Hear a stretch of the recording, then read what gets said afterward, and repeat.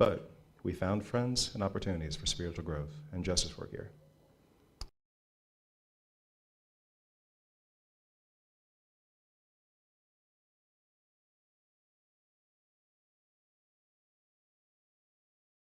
Second hour, which will begin around 11:15. The second hour consists of small discussion groups. And speaking of announcements, since today is our 5th Sunday, our kitchen is closed, so if you do get a dish, please wash yourself and leave it in the drying rack. We have little finger foods to help augment our little social time.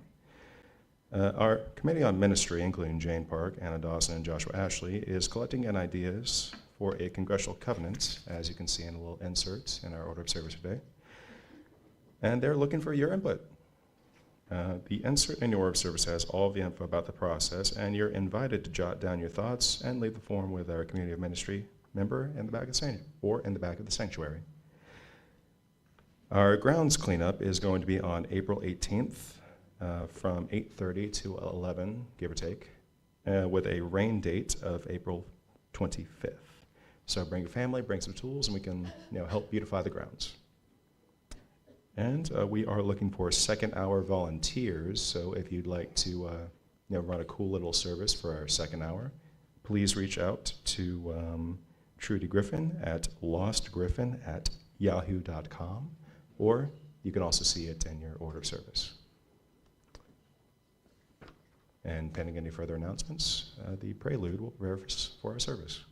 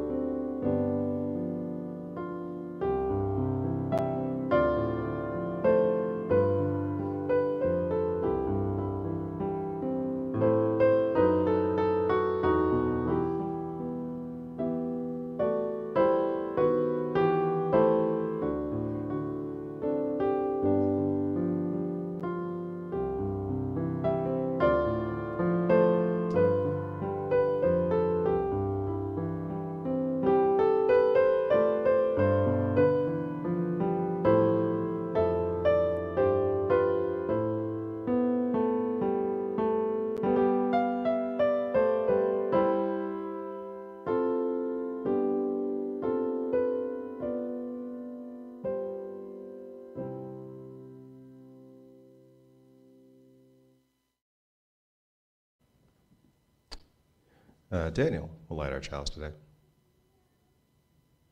Is he here today? Well, yeah.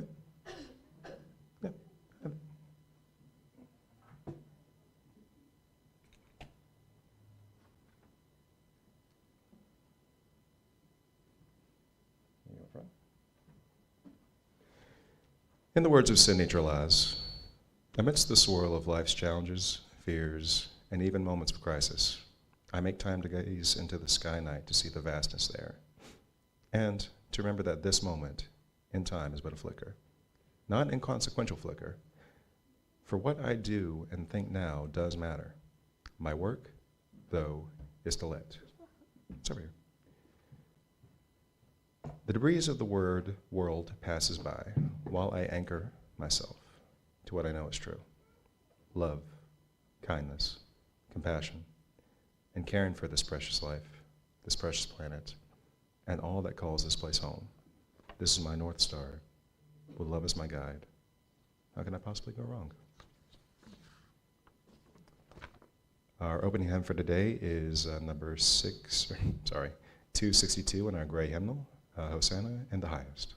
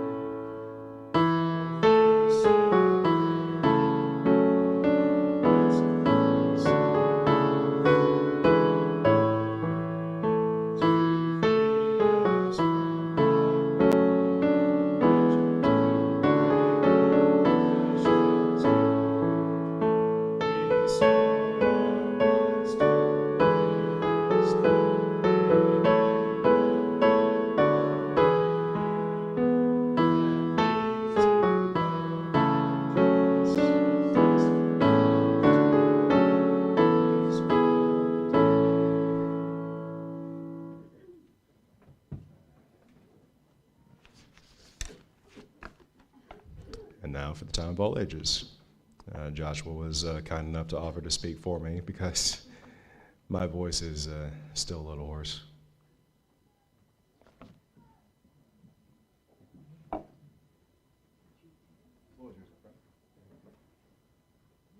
Lots of y'all today, and still more making their way up. Hey, y'all. That's what I love to see. Can we make room up here? Shua, go over here. Thank you. Hi. We're all good. Wherever you want to be. So I invite everyone to cozy up for a little time for all ages this morning. We're going to talk about bridges, both literally and physically, that connect us. Once upon a time, there were two villages, the Sun Village and the Moon Village. They were separated by a deep canyon. And for a long time, both villages existed separately, across the canyon, happily humming along in life. They knew the other was there, sure, but never had much cause to interact. Both villages were beautiful, with natural space to play and sit and contemplate life's big questions. The people of each village helped their community when times were hard, cooking food, creating beautiful art, and music full of questions and insight, playing with their children, making forts and baking cookies, writing heartfelt letters and poetry, which they read before village meetings, of course. One day, an earthquake hit the Sun Village and shook everything so badly that it felt like things had turned upside down. Buildings crumbled, streets buckled, water flooded some places. The villages were distraught. They did their best to recover their homes, community buildings, and supplies, but they soon could tell that it wasn't enough. When the Moon Village heard the commotion and saw the destruction across the canyon, they felt heartbroken for their neighbors. They said to each other, "What can we do? We have to help." The Moon Village knew that they had a lot to offer, much needed support, extra hands to rebuild, temporary homes, supplies, cares for children and elders. They felt called to rise up and to care, because stronger network of care means a stronger community. They had a vision, but they didn't have a plan. It's really hard to come up with ideas when you feel scared and urgent. One precocious young child spoke up, as they usually do, and said, "Why don't we just build a bridge to connect our two villages?" It was a marvelous idea. Only none of them had ever done anything quite like that before, and they didn't even know how to build a bridge. Some wanted to map it out, the whole design, beginning to end. Some wanted a step-by-step checklist of people, supplies, etc. Some wanted to talk to all the experts and get each villager's input too. The child piped up again, "Well, we have a lot of materials and thoughtful people, but we don't have a lot of time. Why don't we just start building and learn what we need as we go? We can build the bridge as we cross it." It was true. There were a lot of people who were hurt, and they needed to begin feeding and caring for the Sun Village. Well, after that bit of wisdom, the Moon Villagers, they sure got to work.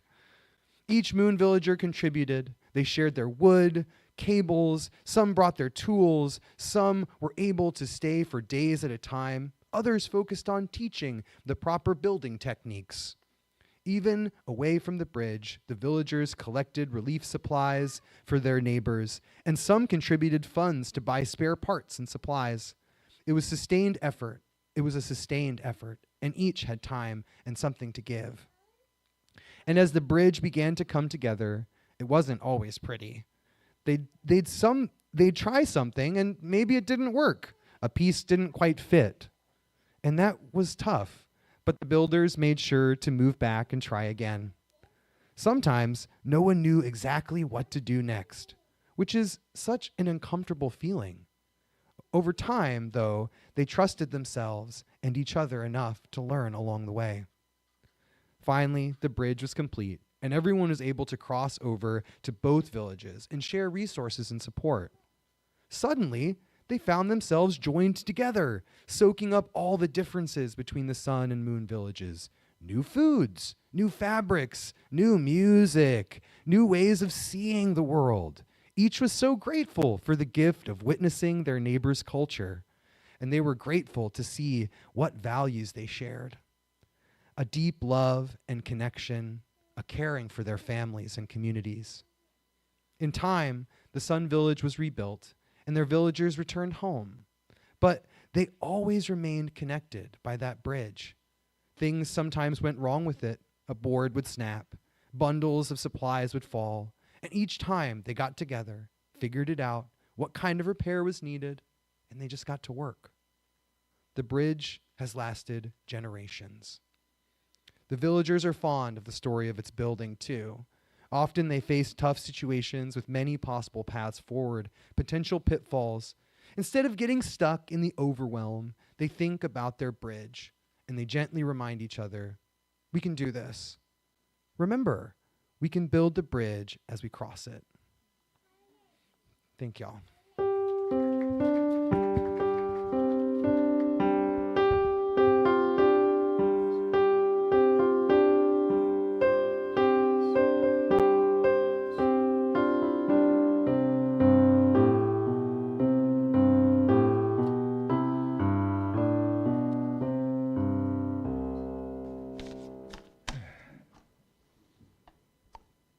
Now time for sharing of joys and concerns.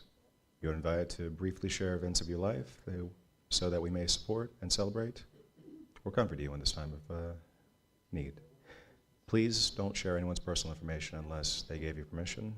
And as always, the stream is now muted for privacy.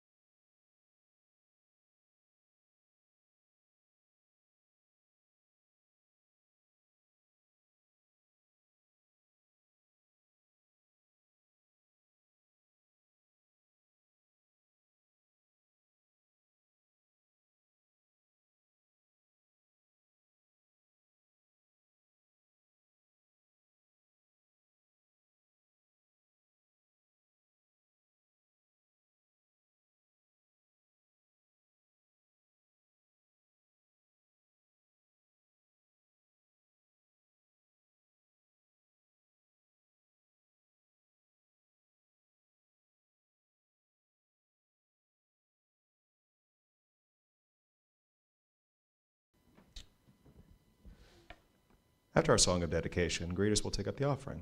Generosity is a spiritual practice, and our fellowship is supported by pledges and donations. If you're paying your pledge today with a check, please make a note in the memo line. We also have a tradition called Share the Plate, where we split equally all cash donations and checks not marked as pledges to a local charity. Our Share the Plate partner for this month is Youth Village. Youth Village is a nonprofit after-school program and summer camp located in Fort Walton Beach for children's ages kindergarten through 8th grade. Their goal is to provide a safe, nurturing environment with supportive mentors, teachers, and other caring adults to help our children acquire a love of learning, and create a desire to achieve.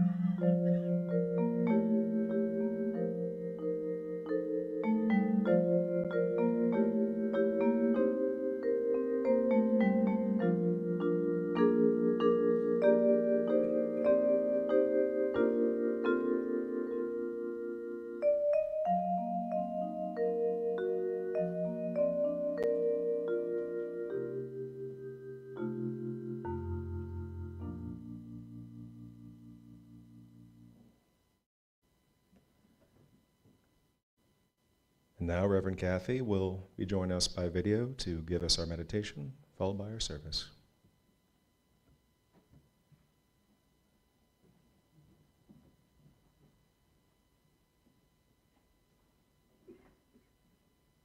Please join now in a spirit of reflection, meditation, and prayer.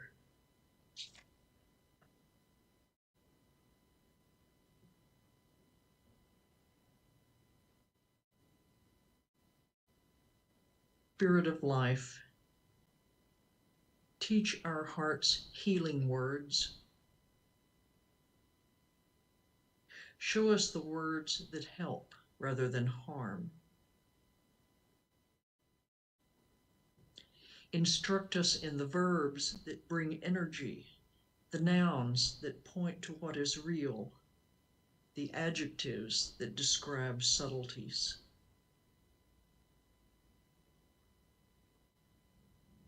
Spirit of life, reveal to us how words can be offered in a way that connects rather than separates, in a way that develops trust and dismantles suspicion. Reveal to us, Spirit of life, how words can open the heart and ease the mind. And may we always have those words for one another and for ourselves. Amen.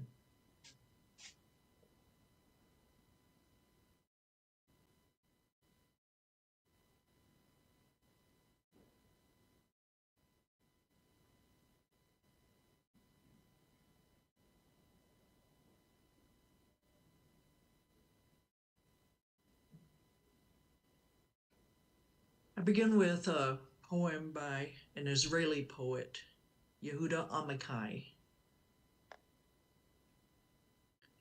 From the place where we are right, flowers will never grow in the spring.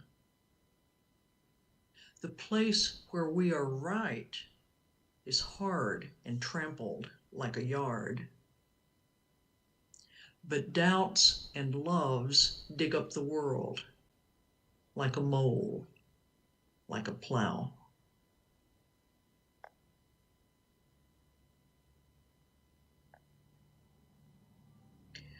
What does it take to finally stop you from continuing as you have been? To realize you've been wrong? To face a moment where something, probably you, has to change? We sometimes call those experiences where we are hitting a wall, or hitting bottom, or hitting our limits. We go along choosing the direction of our lives, maybe ignoring warning signs that something is off. We keep going and keep going and keep going, and then one day, keeping going is no longer possible. What has unfolded within us and around us cannot stand, cannot just continue.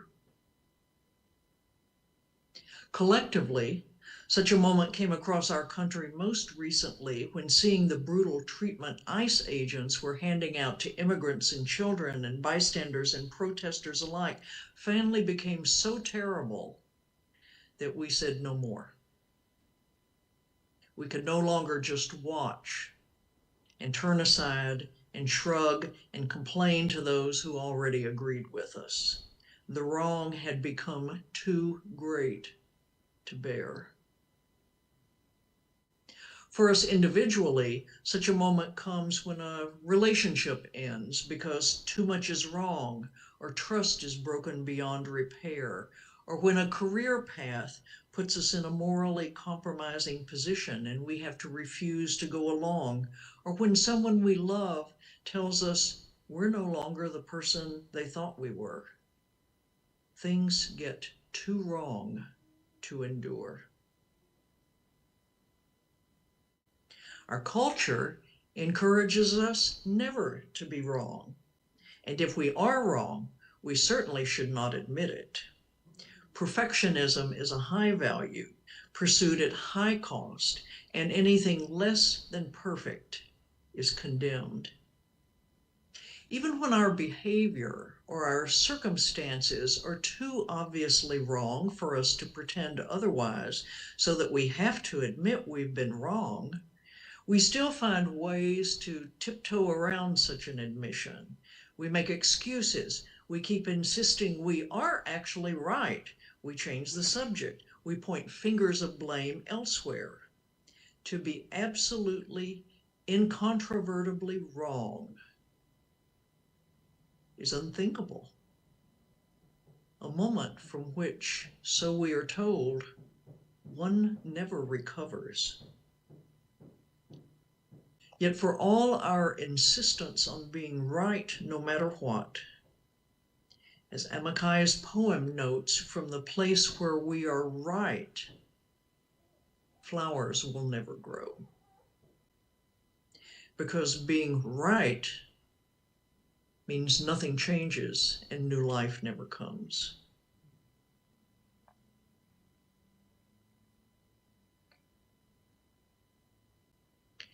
Our Unitarian Universalist tradition regularly lifts up what are called statements of public witness, and the use of that word witness is key. A word that is even more important in our present circumstances, where perhaps the most effective strategy for change right now may be our willingness to witness, to stop, to look, to record on our phones, to provide that recording when an official pronouncement about some injustice can be shown to be false with what we actually witnessed. Protesters in the Twin Cities repeatedly offered witness recordings of ICE atrocities, and it may have been the fact that those recordings could be viewed by everyone that resulted in enough pressure for the ICE misconduct to finally begin to be tempered a bit. From a spiritual perspective, to witness something is a particular way of seeing that is more than just casual observation, more than just a glance, but a kind of seeing that stops us in our tracks and demands a response from us. Just looking and not seeing much is willful blindness. Just looking for the sake of looking is voyeurism. Looking, accompanied by understanding and action, is what makes up an experience of witness. In order to be agents of transformation, in order to skillfully take up the next right action, we first need to be good witnesses, seeing fully and understanding what we see. In reaching that point of clear sight that makes up the spiritual work of witnessing is not a simple matter. It will usually involve a recognition of having been wrong because we weren't seeing.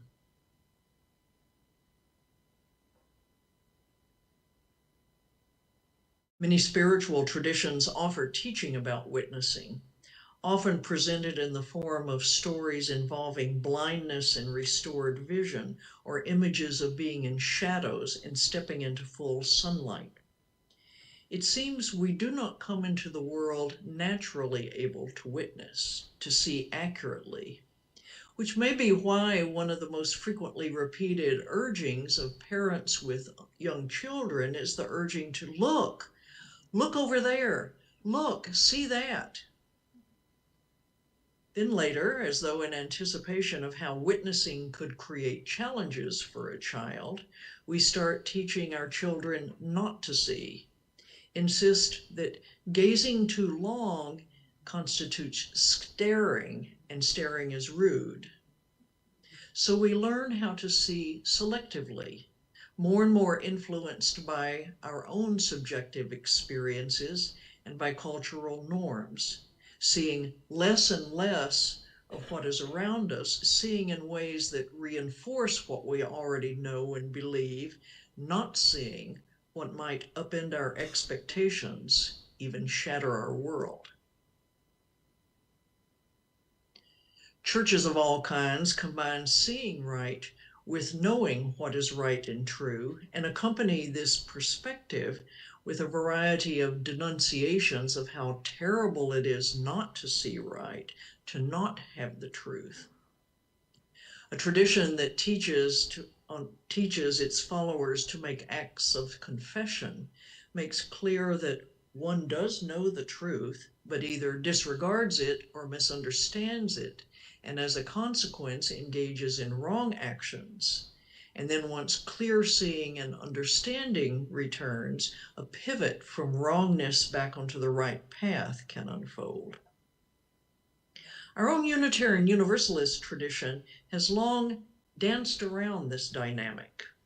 As we decline to define truth and make it subjective, and even at times have seemed to encourage keeping it private, because if I walk around speaking my truth, I am somehow infringing on your autonomy or implying that I'm superior to you. We also struggle as Unitarian Universalists to hold one another accountable, because that means somehow admitting somebody or something was wrong. And that also has seemed to imply a judgment about another's inherent worth and dignity that we refuse to make. So our own path towards witness has been a complicated one, as we alternately boldly denounce societal wrongdoing and awkwardly try to denounce the wrongdoing of one another. Because Unitarian Universalists gather in covenanted community, the promises we make about how we will journey together recognize that everything will sometimes fall apart, and our best intentions can cause harm to another. But just how to restore a broken covenant and broken relationships is elusive for us, in part because the first step in that restoration means fully acknowledging, I've been wrong, you've been wrong, we've been wrong. And we are so much more skillful at being right and knowing our rightness than we are at seeing clearly our wrongness.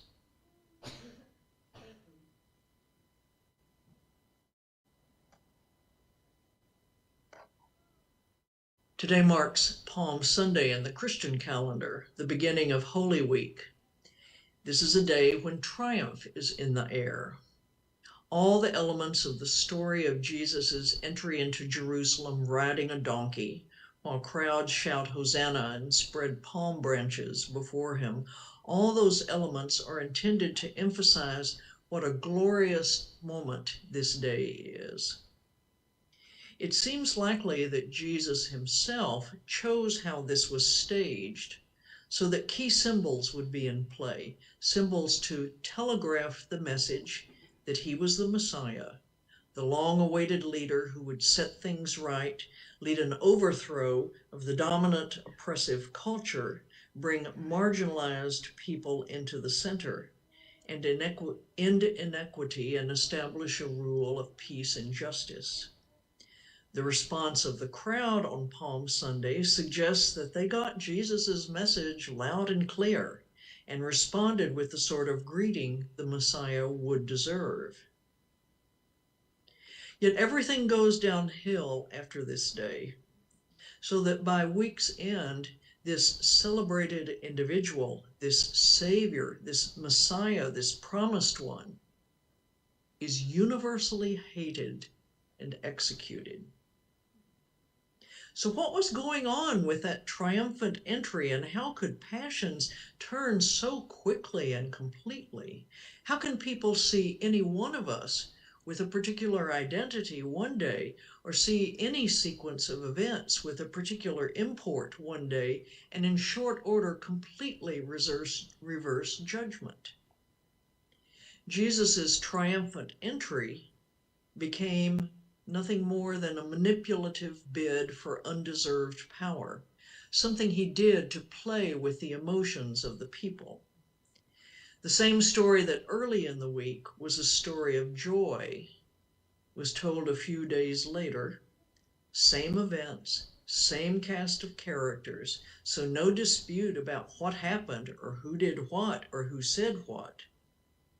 That same story became a story of fraud and danger. I know what I saw, we often reply when our account of something is questioned. But do we know what we see?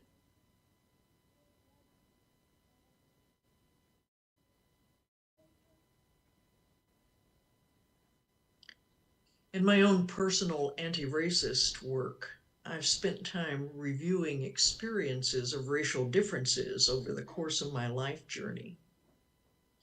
That review has meant repeatedly realizing that what I saw was not the entirety of the event, or what I saw was so shaped by unconscious bias that an utterly different meaning unfolds when that bias is accounted for. Much like those magic eye pictures, where you look at it from one direction and you see one picture, but you soften or shift your gaze and you see a different picture. I'm discovering that especially where race is concerned, some of the events of my life can look startlingly different depending on whether my eyes are fixed inside the lens of dominant culture, or whether I've shifted my seeing to a wider focus, a deeper consideration where more than just the frame of dominant culture is involved. I know very well what I did, what I heard, what I saw, but shift my perspective, and those same words and gestures and actions, none of them changed in the slightest. suddenly carry a completely different meaning. Those who saw Jesus as the Messiah on Palm Sunday saw all that was happening through the lens of a narrative where such a figure was promised and God's liberation was at work. Those who saw Jesus as a deluded would-be prophet or another revolutionary stirring up trouble saw all that was happening through the lens of a narrative where such a figure was dangerous because of the potential for eliciting a violent Roman response, or despicable because he was playing on the hopes of desperate people. So which is the accurate story, given that the events themselves are not in question? Who were the witnesses that could be relied on? What is wrong and what is right? In my personal encounters with racism, in our religious tradition, which values individual autonomy above the needs of the whole, in how we regard the work of law enforcement and ICE, in any significant event where being right is so important and being wrong is unthinkable, exactly what is right and exactly what is wrong?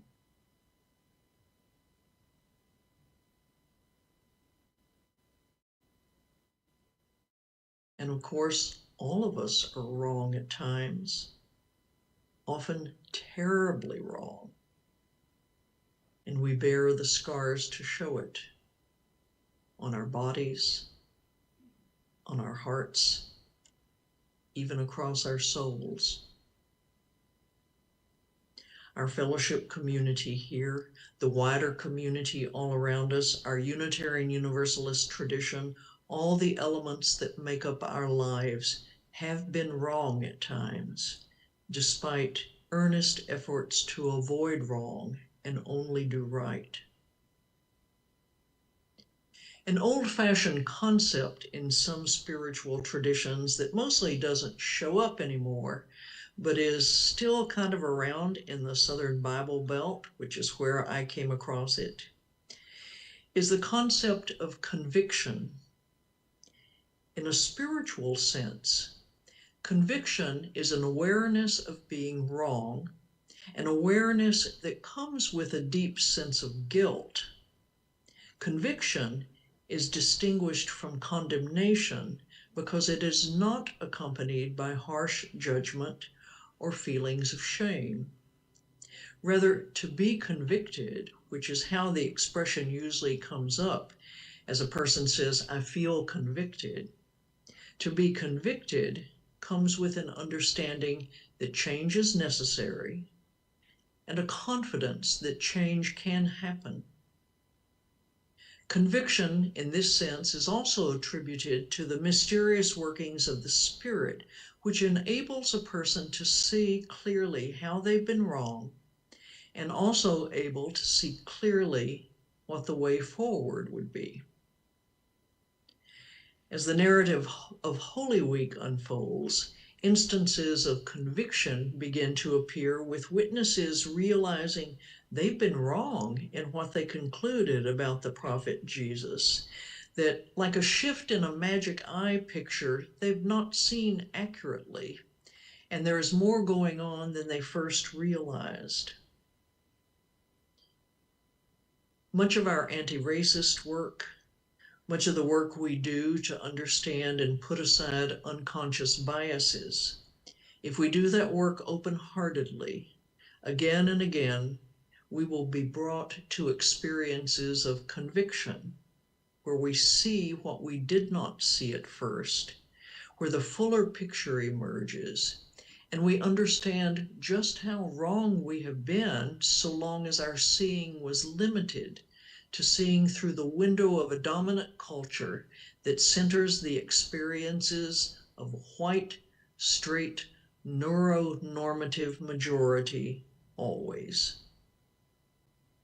As we see more, see deeper, as we allow the feeling of conviction to deepen and the recognition of wrongness to intensify, We also begin to be transformed from mere onlookers to actual witnesses, people who see with understanding, with humility, with a readiness for change. Instead of standing in the place where we were confident of being right, the place where our lives are hardened and no flowers bloom, we shift towards standing in the place of doubts, of recognition of wrongs, the place where the world can be dug up and new seeds planted. In the story unfolding this week, in the traditional churches around us, suffering and injustice are rampant before finally, true witnessing happens and transformation is underway. Must we go that route? Must there be more suffering and injustice before we're willing to be convicted? We're willing to say we were wrong, to set aside our righteous rightness and recognize our wrongness, and then be willing to welcome change. May it be so. Amen.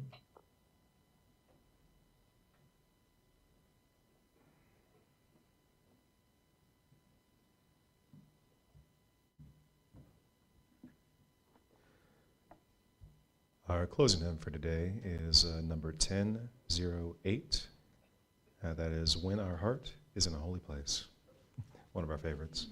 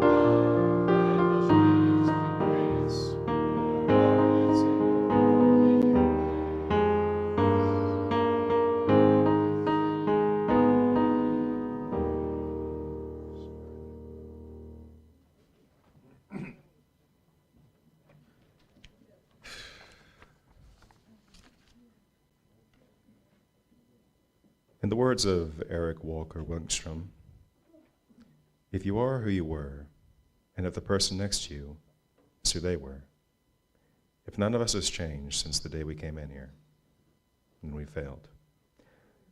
The purpose of this community, of any church, temple, Zindo, mosque, is to help its people grow. We do this through encounters with the unknown, in ourselves, in one another, in the other, whoever that might be for us, however hard it might be, because these encounters have many gifts to each other. So may you go forth from here this morning, not who you are, but who you could be. And so may we all.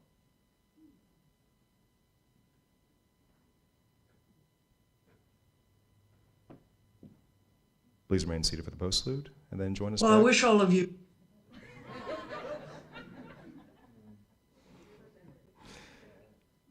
I think the good Reverend has a few words for us. do a good week this week.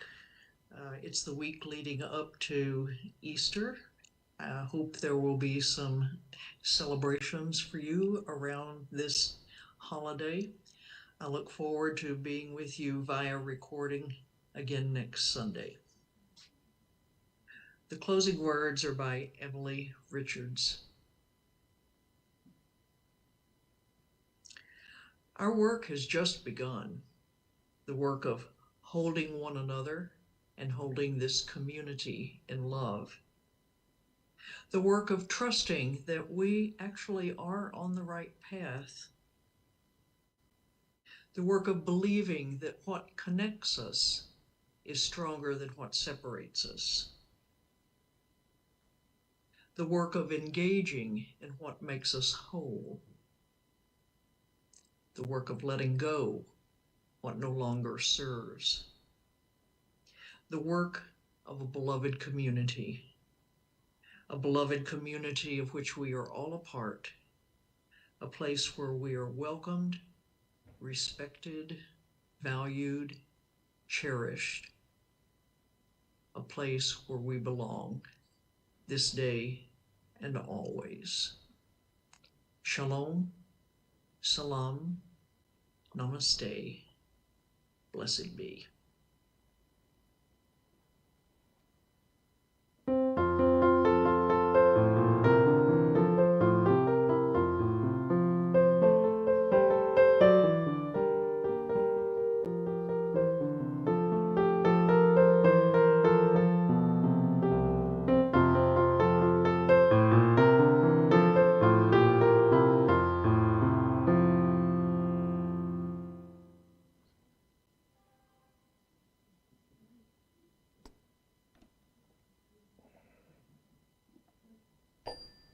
And that concludes our service for today. One final announcement for our second hour. Sherry is out of town this weekend, so we will only have choir practice and speaker circle this Sunday. Thank you all.